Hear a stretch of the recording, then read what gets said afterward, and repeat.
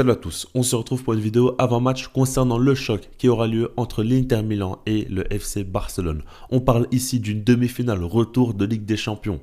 Ça va être chaud. On est enfin arrivé dans la toute dernière ligne droite de la saison, dans le tout dernier mois de compétition. Et aujourd'hui, je vous propose une analyse pour voir comment les choses pourraient se dérouler et puis voir comment on pourrait se projeter par rapport à ce match-là. Déjà, j'aimerais commencer en disant que le match retour sera totalement différent du match aller. Ça peut paraître logique, mais peut-être encore plus que ce que vous pensez. Parce qu'en soi, l'Inter Milan a voulu jouer le match aller en se disant que tu es face au Barça, face à la meilleure attaque d'Europe, tu vas jouer chez eux, donc il faut limiter la casse et surtout rester en vie pour le match retour. Donc on a vu beaucoup de situations où l'Inter Milan a défendu en bloc bas assez compact et en voulant contre-attaquer surtout en utilisant les grands espaces. C'est ce qu'on a vu la plupart du temps dans ce match-là et ça a plutôt bien fonctionné dans un premier temps, même si au final ils se sont fait remonter au score. En tout cas, ce que j'aimerais dire par là, c'est que quand on regarde, oui, il y a eu le premier but qui est tombé au bout de 30 secondes, donc ça a favorisé cette idée-là de se dire que oui, si tu as marqué très rapidement, il faut essayer de rester là-dessus. Au pire, il y a un match nul, mais dans tous les cas, tu as quand même une certaine perspective positive pour le match retour. Là, cette fois-ci, ce n'est pas la même chose parce que tu vas jouer devant ton public, face au Barça, certes, mais cette fois-ci dans des conditions différentes. Tu as su te prouver à toi-même que tu as pu marquer 3 buts à cette équipe-là, tu as pu leur faire très très mal et tu as eu des preuves que ton jeu peut poser des problèmes à celui du Barça. Donc cette fois-ci, je pense qu'ils prendront plus de risques. Alors attention, je ne dis pas non plus qu'ils auront le ballon lors de la plupart du temps dans ce match-là et je ne dis pas non plus qu'ils vont attaquer à tout va, mais en tout cas, ils prendront plus de risques et je les imagine beaucoup plus presser par exemple les défenseurs du Barça, essayer de récupérer plus haut le ballon et avoir des séquences de jeu où ils vont essayer de mettre beaucoup plus la pression que lors du match aller où ils se contentaient de défendre de manière très disciplinée et de contre-attaquer. Donc, il faudra surveiller ça de très très près. Maintenant, quand on regarde en soi du côté de Hansi Flick, déjà on va regarder un petit peu ce qu'il a mis en place, qu'est-ce qu'il a voulu faire lors du match aller et qu'est-ce qu'il pourra mettre en place pour le match retour. Déjà moi ce que j'ai apprécié c'est qu'on a vu qu'Hansi Flick a voulu surtout créer le surnombre au milieu de terrain, a voulu surtout passer par l'axe constamment. Et ça a été très bien réalisé parce qu'on a vu pas mal de séquences de jeu où les joueurs du Barça étaient en surnombre au milieu de terrain. Après vu que l'Inter Milan descendait très bas sur le terrain, ça faisait qu'au final, il n'y avait pas beaucoup de situations où tu pouvais créer la différence. Même si, avec un joueur comme Pedri, quand tu descends très bas, c'est dangereux. On l'a vu, il a donné un super ballon à Rafinha qui a fait une remise pour Ferran Torres et qui a marqué à ce moment-là. Pedri est capable, sur un éclair de génie, de faire une différence, de donner un ballon de but. Et donc, ça, c'est très important.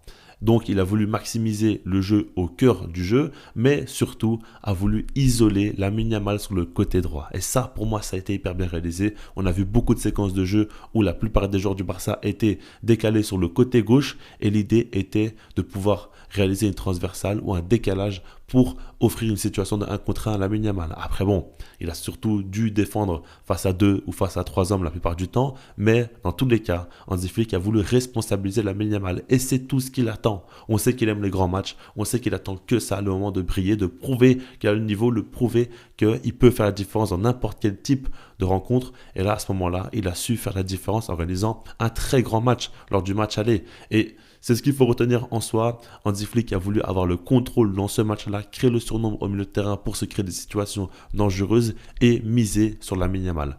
Le problème, c'est que sur le côté gauche, on sait que Baldé est absent, on sait que Rafinha n'est pas un joueur non plus de couloir, donc il n'y avait pas trop d'activité. D'un côté, c'est une force parce que tu as Lamine Yamal qui fait beaucoup de différence, et de l'autre côté, c'est un défaut et une faiblesse parce que tu vois que de l'autre côté, ça ne compense pas. Au final, lors du match aller, ça a très bien fonctionné parce que Lamine Yamal, comme je vous l'ai dit, a été très bon, a su marquer, a su être constamment très dangereux et a été très proche de mettre un doublé.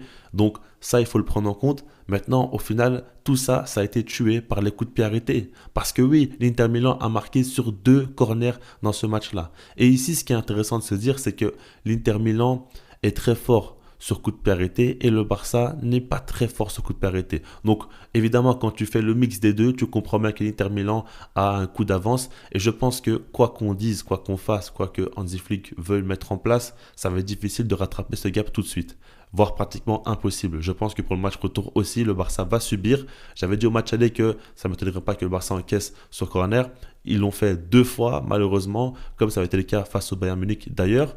On verra ici comment ça va se passer, j'ai pas envie de me projeter, mais en tout cas, ce que j'aimerais dire surtout, c'est que faudra encore une fois faire attention sur le coup de parité, ça va être très difficile. Ils ont beaucoup de joueurs très grands, en taille, très bons au niveau du jeu de tête, ils ont de très bons frappeurs aussi, donc forcément, ils vont être dangereux. Moi, ce qui m'a plu surtout, c'est que Hansi Flick, oui, n'a pas pu faire grand-chose d'un point de vue défensif, mais a trouvé une solution pour marquer aussi sur coup de pied arrêté en ayant une idée de créer un jeu de combinaison. On l'a vu avec Dani Olmo, Lamine Yamal qui laisse passer le ballon entre ses jambes et Rafinha qui a su allumer la cage. Hansi Flick est parti du principe où il ne peut pas rivaliser avec cette équipe-là dans les airs, donc il l'a fait au sol avec une combinaison qui les a surpris et ça a fonctionné. Ça a fini par rentrer au fond des filets, alors évidemment on le valorise parce que ça a été une action de but, mais dans tous les cas pour moi l'idée a été bonne et c'est comme ça aussi que tu peux compenser. Si tu n'arrives pas à être plus dominant dans les airs, il faut trouver d'autres solutions et ça c'est quelque chose que j'apprécie beaucoup chez notre coach allemand. Maintenant,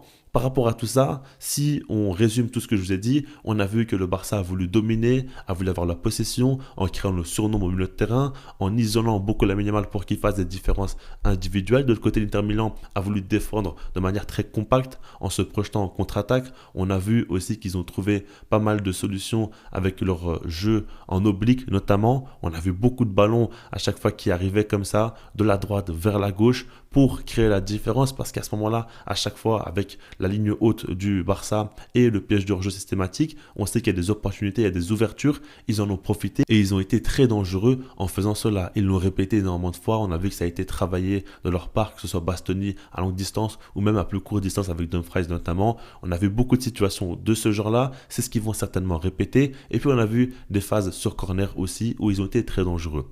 Maintenant, je vous l'ai dit, par rapport au match retour, ça va être différent. L'Inter va beaucoup plus jouer haut sur le terrain et tenter d'un point de vue offensif de créer la différence.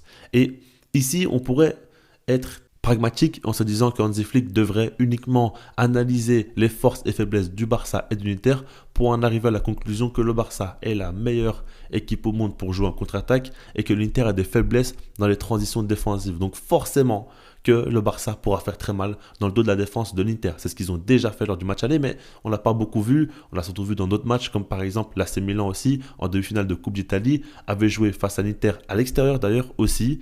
Et ce qui a été fort chez eux, c'est qu'en contre-attaque, ils ont su faire très très mal à cette équipe-là de l'Inter. Ils n'ont pas voulu avoir le ballon, ils l'ont laissé aux Interistes et ils ont simplement utilisé les grands espaces pour pouvoir être tueurs. Et à ce moment-là, ils ont gagné sous score de 3-0. C'est un exemple marquant auquel on peut s'appuyer, mais il ne faut pas non plus tout basé là-dessus. Ce que j'aimerais dire selon moi, et c'est ce que Hansi Flick fera certainement, parce qu'il a prouvé qu'avec le temps, il a beaucoup fait évoluer son style de jeu au Barça, c'est qu'il va mixer tout simplement tout ce qu'il a fait jusqu'à présent. Alors évidemment, le Barça est très dangereux et va certainement marquer sur contre-attaque face à l'Inter Milan, mais le Barça va aller plus loin que ça. Ce n'est pas simplement une idée de se dire que le Barça va accepter de ne pas avoir le ballon, de défendre plus bas sur le terrain et de jouer en contre parce qu'ils sont forts et parce que l'Inter n'est pas bon là-dedans. Et par exemple, on pourrait imaginer qu'Araujo puisse commencer ce match-là parce qu'il est très fort pour défendre lorsque le bloc équipe est assez bas. Non, je pense qu'il va aller plus loin que ça et je pense qu'il va accepter d'avoir des joueurs qui sont peut-être un peu moins bons qu'Araujo pour défendre plus bas sur le terrain, mais plus complets que lui certainement. Ce n'est pas une pique pour le joueur, mais de manière globale, je pense que le Barça de Flick va avoir des séquences de jeu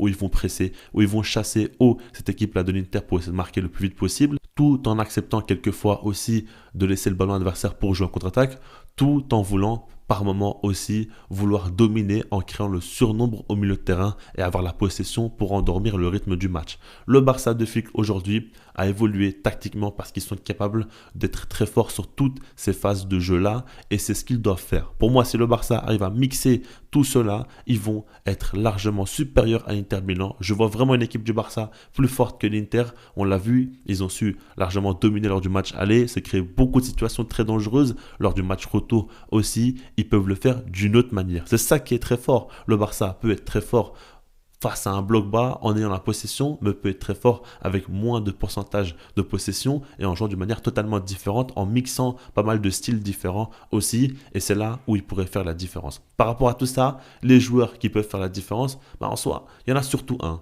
et que j'aimerais mentionner. Et pour moi, c'est son match plus que jamais. C'est Rafinha. Oui, parce que dans ce match-là, il y aura beaucoup plus d'espace, beaucoup plus d'opportunités pour lui de briller. Et c'est à ce moment-là que personnellement, je l'attends grandement. Et je pense très sincèrement qu'il va marquer et qu'il fera un grand match. Donc j'en attends beaucoup de lui, mais je suis assez confiant parce qu'en Ligue des Champions, il ne nous déçoit pas. Regardez par exemple même au match aller où dans le jeu j'ai trouvé qu'il n'était pas top non plus, il a quand même marqué un but et délivré un assist. Donc au final il est toujours décisif, il arrive toujours à se démarquer d'une manière ou d'une autre. Donc oui, Rafinha fera certainement la différence et c'est un match en tout cas qui est fait pour lui. Ça aurait été le cas aussi pour Baldé, mais malheureusement on sait qu'il ne sera pas présent. Les dernières nouvelles sont très négatives à son sujet et il ne devrait pas jouer ce match-là. C'est un gros coup dur, mais pas de souci, il y a d'autres solutions. Et Rafinha notamment va certainement faire la différence.